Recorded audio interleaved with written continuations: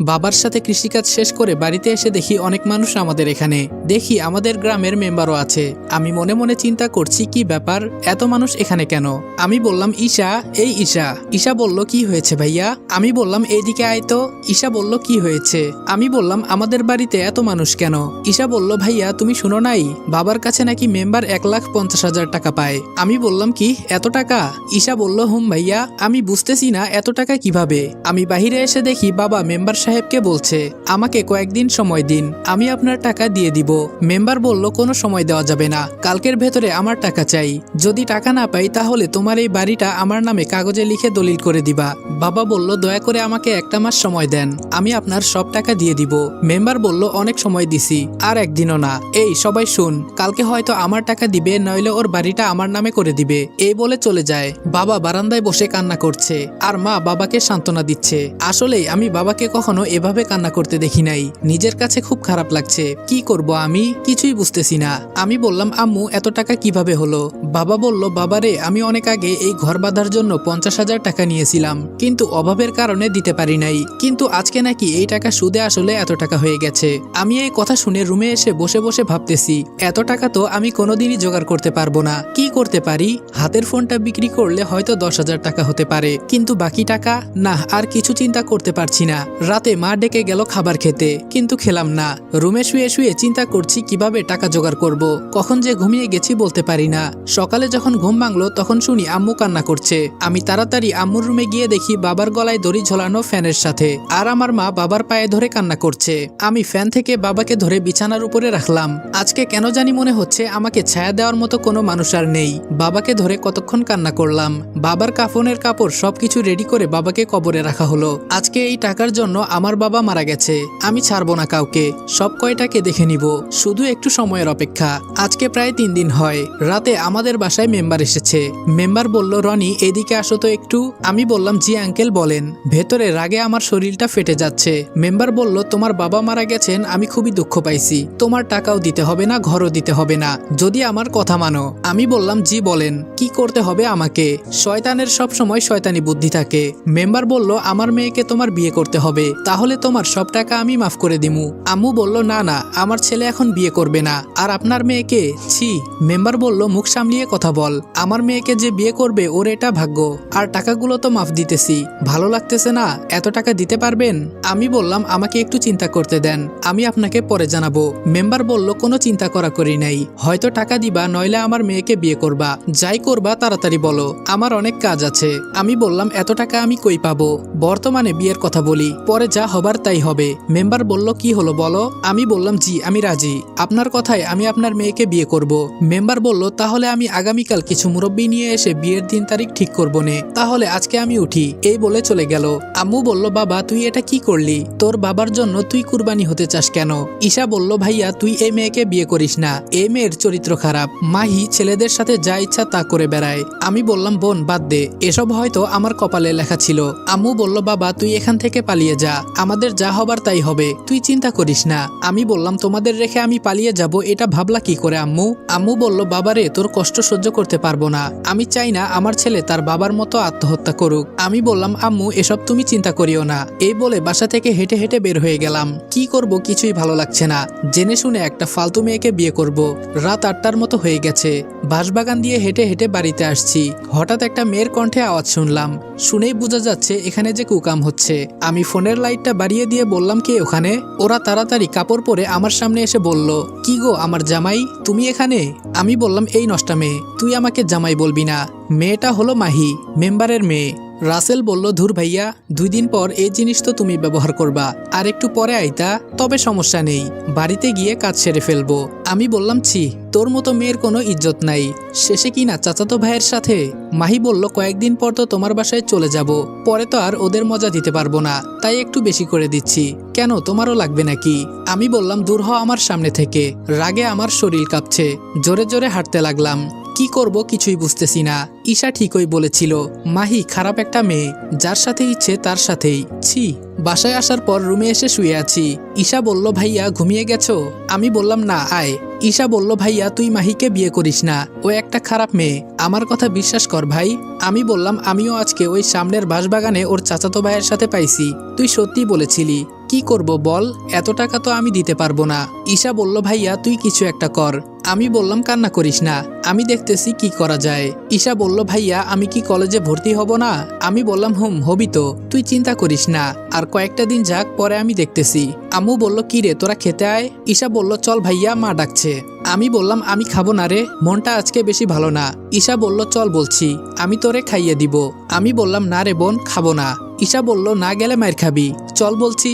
ঈশা আমাকে ধরে নিয়ে খাইয়ে দিতে লাগলো। আসলেই একটা বোন থাকা মানে ভালোবাসার কোনো শেষ নেই। আম্মু হেসে বলল দেখো ভাই বোনের কি ভালোবাসা। ঈশা বলল আম্মু আসো আজকে তোমাকেও খাইয়ে দেই। আম্মু বলল না মা তোরা খা। খাওয়া দাওয়া শেষ করে রুমে গিয়ে ঘুমিয়ে পড়লাম। সকালে মেম্বার কিছু মুরব্বি আর মিষ্টি নিয়ে এলো। মাহি আর আমার বিয়ের দিন তারিখ ঠিক করে মুরব্বিরা চলে গেল। মেম্বার শুধু একা বসে আছে, আর আমি দেখতে পাচ্ছি ঈশা কান্না করছে। কি করব, আমার তো আর কেউ নেই যে আমাকে টাকা দিয়ে সাহায্য করবে, কেউ যে নেই আমার পাশে। মেম্বার বলল রনি তোমাকে একটা কথা বলাই হলো না। আমি বললাম জি আঙ্কেল বলেন। মেম্বার বলল আঙ্কেল না বাবা বলে ডাকবা। আমি বললাম জি কি বলবেন বলেন। মেম্বার বলল বিয়ের পর তোমাকে ঘর জামাই থাকতে হবে, এইটা আমার মেয়ে বলেছে, ও নাকি আমাকে ছাড়া থাকতে পারবে না। আমি বললাম আপনাকে ছাড়া থাকতে পারবে না নাকি ডেট করা বয়ফ্রেন্ড ছাড়া থাকতে পারবে না তা খুব ভালো করেই বুঝতে পারছি। তাছাড়া ছেড়ে দেওয়া গরু তো কখনো বাদা ঘাস খেতে চাইবে না, ওদের তো সাতঘাটের পানি না খাইলে হবে না। ছি, এখন মনটা চাইতেছে বাবার মতো আমি সত্যি সত্যি গলায় দড়ি দিয়ে আত্মহত্যা করি। একে তো আমি যদি ঘর জামাই থাকি তো ও সারাদিন ওর চাচাতো ভাইয়ের সাথে, এজন্য মনে হয় না আর কিছুই চিন্তা করতে পারছি না। মেম্বার বলল কি চিন্তা করো জামাই? আমি মনে মনে বললাম তোর মেয়েকে বিয়ে করলে তো জামাই বলবি। মেম্বার এবার একটু জোরেই ডাক দিল। আমি বললাম জি কিছু বললেন? মেম্বার বলল তাহলে তুমি ঘর জামাই থাকতে রাজি তো? আমি বললাম না আমি পারবো না, আমার আম্মু আর ছোট বোনের কি হবে আমি চলে গেলে। মেম্বার বলল যদি কিছু না মনে করো আরেকটা কথা বলবো। আমি বললাম জি বলেন। মেম্বার বলল তোমার মা আর তোমার বোনকে যদি চাও তাহলে আমি বিয়ে করতে রাজি আছি, দুজনকেই একসাথে বিয়ে করব, তাহলে সবাই একসাথে থাকা হবে। আমি সাথে সাথে মেম্বারকে বিশ্রী ভাষায় গালি দিয়ে বললাম তোর সাহস তো কম না আমার মা আর বোনকে নিয়ে উল্টাপাল্টা কথা বলিস। বারান্দায় ছিল লম্বা একটা বাঁশ, ওইটা দিয়ে উড়াধুরা মারতে লাগলাম, ফলে মেম্বারের মাথা দিয়ে রক্ত পড়ছে। শরীরের সব জায়গায় পিটাতে লাগলাম। আম্মু আর ঈশা আমাকে ধরে। ঈশা বলল ভাই ছেড়ে দে। আমি বললাম ছাড় আমাকে, কত বড় কলিজা শালার, আমার মাকে বিয়ে করবি, আয় আজকে দেখাই। মেম্বার ঘর থেকে বেরিয়ে বলে তোরে আমি দেখে নিব, এই কথাটা মনে রাখিস। আমি বললাম আম্মু আমাকে ছাড়ো তো, শালাকে আজকে মেরে ফেলবো। ঈশা বলল ভাইয়া শান্ত হ। আমি বললাম কিভাবে শান্ত হব বল, আজকে আমার কেউ নাই দেখে কি কথা বলে গেল তোদের নিয়ে, এই বলে কান্না করতে লাগলাম। আম্মু বলল বাবা কান্না করিস না, ও একটা খারাপ মানুষ, তাই বলে কি আমাদেরও খারাপ হতে হবে? আমি বললাম ও কি কথা বলে গেল আম্মু? আম্মু বলল বাবা তুই একটু শান্ত হ, বিকালে আমাদের বাড়িতে অনেকে এসেছে, আমি নাকি মেম্বারকে বিনা কারণে মেরেছি, মুরব্বীরা আমার বিচার করবে। মেম্বার নাকি থানায় আমার নামে মামলা করতে গিয়েছিল, আমি গ্রামের ছেলে বলে মুরব্বীরা মামলা করতে দেয়নি, তাই তারা আজকে সবাই মিলে আমার বিচার করতে এসেছে, আমি সবার মাঝে বসে আছি। মেম্বার বলল আমি এর সুস্থ বিচার চাই, আমাকে বিনা কারণে মারা, আমি শুধু আমার মেয়ের বিয়ের প্রস্তাব নিয়ে আইছিলাম, এজন্য আমাকে মারছে। আমি বললাম মিথ্যা কথা আমার সামনে বলবি না। মুরব্বী বলল তোমার সাহস তো কম না, একে তো আমাদের গ্রামের মেম্বারকে মেরেছো, আবার আমাদের সামনে বেয়াদবের মতো কথা বলো। মেম্বারকে সবাই মিলে অনুমতি দেওয়া হলো তার ইচ্ছা মতো আমাকে জুতা দিয়ে মারবে, মেম্বারও তাই করলো। আমি শুধু মুখ বুজে সহ্য করছি, জানি এখন যদি বলি মেম্বার আমার মা বোনের সাথে খারাপ ব্যবহার করেছে তাহলে কেউই আমার কথা বিশ্বাস করবে না। আমাকে মারতে মারতে মেম্বার হাঁপিয়ে গেছে, শেষে বলল কালের ভেতরে আমার টাকা দিবি, কই থেকে দিবি এটা বলতে পারবো না, আর আমার মেয়ের সাথে তোর বিয়ে তো দূরের কথা, তোর মুখটাও দেখতে চাই না আমি, বলে সবাই চলে গেল। আম্মু আর ঈশা কান্না করছে। আম্মু বলল গরিবের কেউ নাই রে বাবা, বিনা কারণে তোরে মেরে চলে গেল। আমি বললাম আম্মু আমরা আর এই গ্রামে থাকবো না, এভাবে চললে সবাই আমাদের অপমান করবে। ঈশা বলল ভাইয়া আমাদেরকে অনেক বড় হতে হবে। আম্মু বলল তাহলে তুই এখন কি করতে চাস? আমি বললাম আমাদের এখান থেকে পালিয়ে যেতে হবে, আমার ভাবতেও খুব কষ্ট হয় মা, নিজের গ্রাম ছেড়ে পালিয়ে যেতে হবে, তাও আবার মা বোনকে নিয়ে। আম্মু বলল এইটা ছাড়া আমাদের কাছে আর কোনো উপায় নেই। ঈশা বলল ভাইয়া তাহলে মেম্বারের টাকা দিবি না? আমি বললাম দিব, তবে আগে আমি নিজে প্রতিষ্ঠিত হয়ে নেই। ঈশা বলল কিন্তু আমরা কই যাব? আমি বললাম শহরে যাব, তোর যত দরকারি কাগজপত্র আছে সবগুলো রেডি করে রাখ। ঈশা বলল ঠিক আছে ভাইয়া। ফোনটা বের করে রাত 11টার 3টা টিকিট কাটলাম। দেখতে দেখতে প্রায় 10টার মতো বেজে গেল, আর আমাদের গ্রামে 9টার পর সবাই ঘুমিয়ে পড়ে। আমরা তৈরি হয়ে রওনা দিলাম, চোরের মতন হেঁটে যাচ্ছি। এখন সবাই জানে মেম্বার যে আমার কাছে টাকা পায়, কপাল খারাপ থাকলে যা হয়। কিছু প্রয়োজনীয় খাবার নিয়ে বাসে উঠে পড়লাম। মা আর বোন সামনে বসেছে আর আমি পেছনে। আমার সাথে একজন মুরব্বী বসেছে। মুরব্বী বলল, তা বাবা তুমি কই যাবা? আমি বললাম, জি আঙ্কেল ঢাকায়। আপনি? আঙ্কেল বলল, আমিও ঢাকায় যাব। তা ঢাকায় কিসের চাকরি করো তুমি? আমি বললাম, কিছু করি না আঙ্কেল। আর কার কাছে যাব, কি করব কিছুই এখনো জানি না। আঙ্কেল বলল, মানে তুমি কি বলতেছো? কিছুই বুঝলাম না। আমি বললাম, না মানে আপনার কাছে বলবো। আঙ্কেল বলল, আমি তোমার বাবার বয়সী, আমাকে বলতে পারো। আমি বললাম, আসলে হয়েছে কি? এরপর সবই তাকে বললাম। এই জন্য বাড়ি থেকে পালিয়ে যাচ্ছি। আঙ্কেল বলল, এমন মেম্বার যেন আর কারো গ্রামে না হয়, এটাই দোয়া করি। আর তুমি চাইলে আমাদের বাসায় থাকতে পারো, আমাদের উপরে একটা ফ্ল্যাট খালি থাকে। আমি বললাম, আঙ্কেল আমাকে এভাবে সাহায্য করার জন্য আপনাকে অনেক অনেক ধন্যবাদ। আমিও তাই চিন্তা করছিলাম মা বোনকে নিয়ে কোথায় উঠবো। কিন্তু আঙ্কেল আপনাকে বাসা ভাড়া কত দিতে হবে? আঙ্কেল বলল, তুমি কোন ক্লাসে পড়ো? আমি বললাম, জি এবার এইচএসসি এক্সাম দিয়েছি, এখন রেজাল্টের অপেক্ষায় আছি। আঙ্কেল বলল, তোমাকে ফ্ল্যাটের ভাড়া দিতে হবে না, আমার 2টা মেয়ে আছে, তুমি শুধু ওদের একটু টিউশনি করায়ও। আমি আঙ্কেলকে জড়িয়ে ধরে বললাম, আপনি আমার অনেক বড় উপকার করলেন। কি করে যে আপনাকে আমি ধন্যবাদ দিব, দেওয়ার মতো আমার কোনো ভাষা নেই।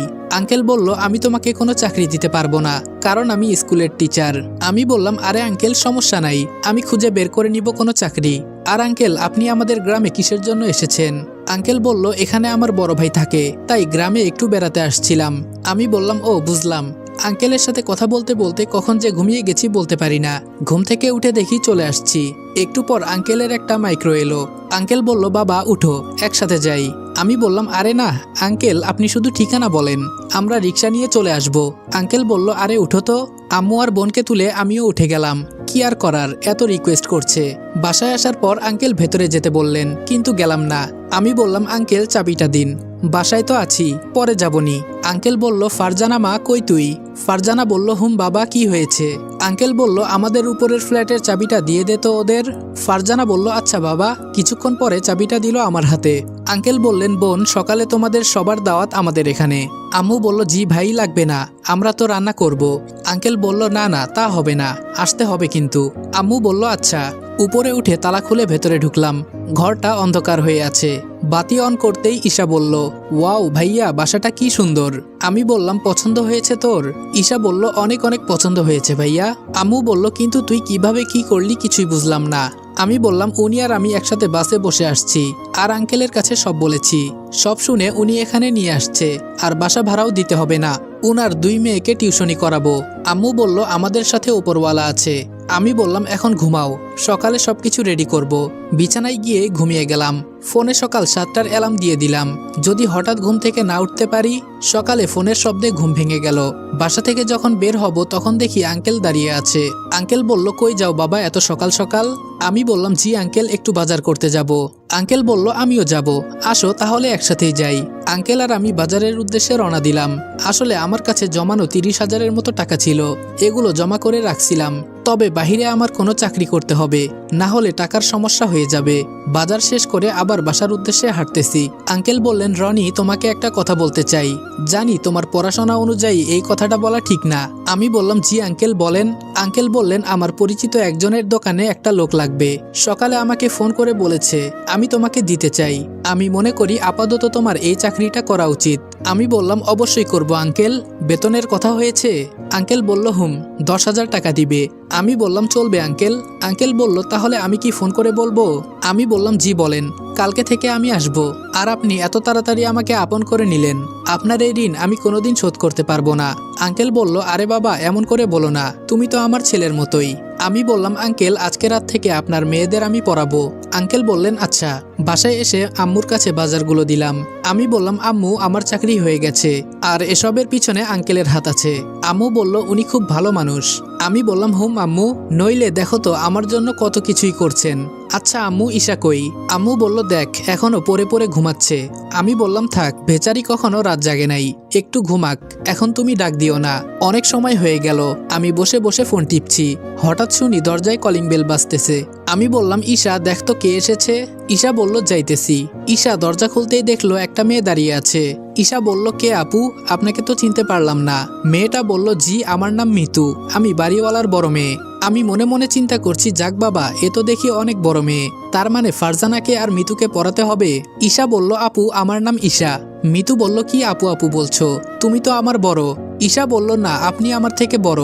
মিতু বলল, তুমি কোন ক্লাসে পড়ো? ঈশা বলল, কলেজে ভর্তি হব। মিতু বলল, আমি এই বছর এসএসসি দিব, সেই হিসেবে তুমি আমার বড়। ঈশা বলল, হুম। মিতু বলল, তাহলে ফ্রেন্ড? ঈশা হাত মিলিয়ে বলল, অবশ্যই। আমি বসে বসে সব দেখছি। মিতু বলল, আন্টি কই? ঈশা বলল, আম্মু তো ভেতরে রান্না করছে। মিতু বলল, তা বললে কি হবে?